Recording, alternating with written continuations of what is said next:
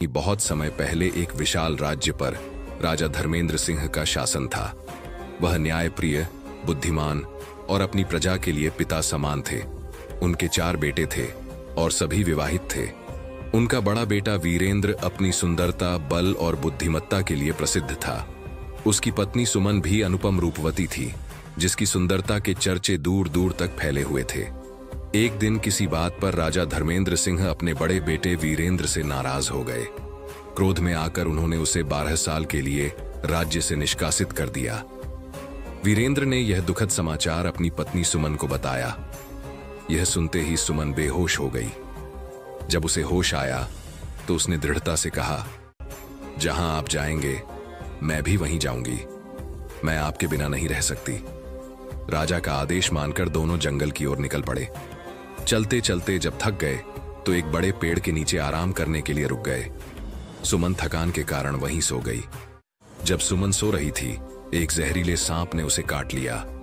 वीरेंद्र ने देखा कि सांप रेंगता हुआ जा रहा है और उसकी पत्नी सुमन अब जीवित नहीं रही। वह जंगल में जोर जोर से रोने लगा और अपनी पत्नी को पुकारने लगा।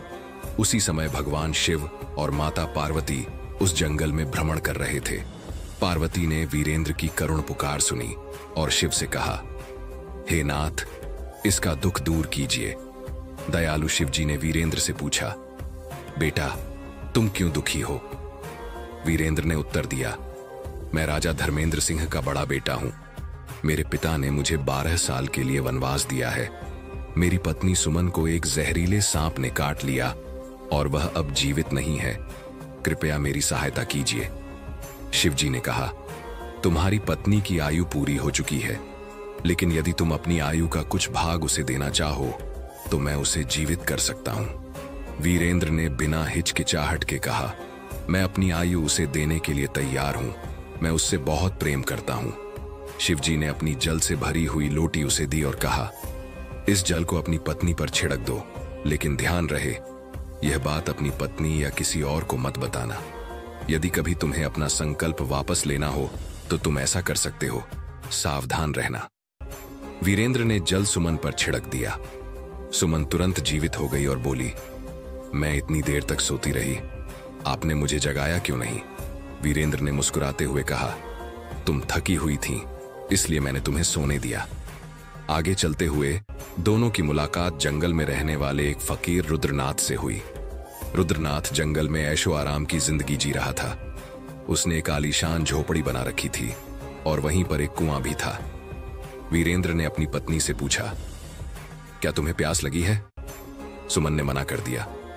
वीरेंद्र कुएं पर पानी पीने चला गया। इस दौरान रुद्रनाथ ने सुमन की सुंदरता देखी और मोहित हो गया। उधर सुमन भी उसकी ऐशो आराम की जिंदगी देखकर आकर्षित हो गई। रुद्रनाथ ने कहा, क्या तुम मेरे साथ रहना चाहोगी?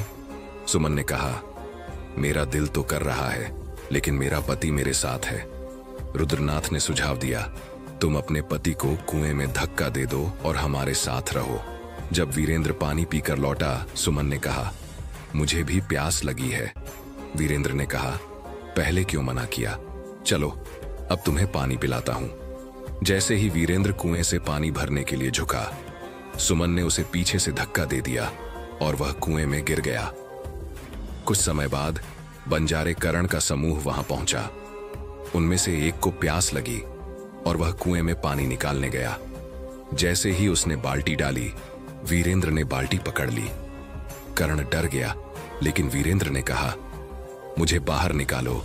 मैं एक दुर्भाग्यशाली इंसान हूं जिसे उसकी पत्नी ने कुएं में धक्का दे दिया। करण ने उसे बाहर निकाला और सहानुभूति जताते हुए कहा, मैं तुम्हारी मदद करूंगा। करण के बताए रास्ते पर वीरेंद्र उस शहर में पहुंचा जहां सुमन और रुद्रनाथ रह रहे थे। अब सुमन एक प्रसिद्ध नर्तकी बन चुकी थी और रुद्रनाथ उसे नृत्य और गायन सिखाकर धन कमा रहा था। वीरेंद्र ने अपनी बुद्धिमत्ता से एक व्यापारी देवकीनंदन के यहाँ मुनीम की नौकरी कर ली। एक दिन राजा आदित्य राज के दरबार में नृत्य का आयोजन हुआ, जहां सुमन का नृत्य होना था। जब वीरेंद्र ने सुमन को नाचते हुए देखा तो उसने उसे पहचान लिया। उसने एक अंगूठी तोहफे में भेजी, जिसे सुमन ने पहचान लिया। वह घबरा गई और सोचने लगी, इसे मरवाना होगा, नहीं तो यह मुझे जिंदा नहीं छोड़ेगा।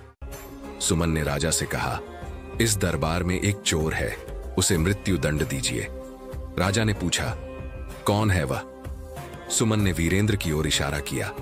वीरेंद्र ने राजा से कहा, मुझे एक मौका दीजिए, मेरी एक वस्तु सुमन के पास है और अब वह मुझे वापस चाहिए। वह वस्तु लौटाने का समय आ गया है। राजा ने सुमन को बुलवाया। सुमन ने कहा, यह चोर झूठ बोल रहा है, इसके पास कोई सबूत नहीं है और मेरे पास इसकी कोई वस्तु नहीं है। वीरेंद्र ने सुमन के हाथ में जल रखते हुए कहा, तुम यह जल हाथ में लेकर सत्य बोलो कि मेरे पास जो भी तुम्हारी वस्तु है मैं उसे लौटाती हूं। सुमन ने जैसे ही जल लेकर कहा, मैं जो भी इसकी वस्तु अपने पास रखती हूं उसे लौटाती हूं, वह वहीं गिरकर मर गई। अंतिम न्याय और वीरेंद्र का पुनर्वास राजा और सभी सभा सदस्य आश्चर्यचकित रह गए। इसके बाद वीरेंद्र ने राजा को पूरी घटना विस्तार से सुनाई।